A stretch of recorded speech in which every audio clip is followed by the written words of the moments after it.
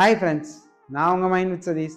டெய்லியும் உங்களுக்கு ஒரு சைக்காலஜிக்கல் ஃபேக்ட் சொல்கிறேன். இன்னைக்கு children psychology, why children stop sharing their feelings with us. அதாவது சின்ன பிள்ளைகள் ஏன் அவங்களோட ஃபீலிங்ஸை நம்ம கூட ஷேர் பண்ண மாட்டேங்கன்னு உங்களுக்கு தெரியுமா? அவங்க பேசும்போது நாம் அதை சீரியஸாக காது கொடுத்து கேட்கணும்.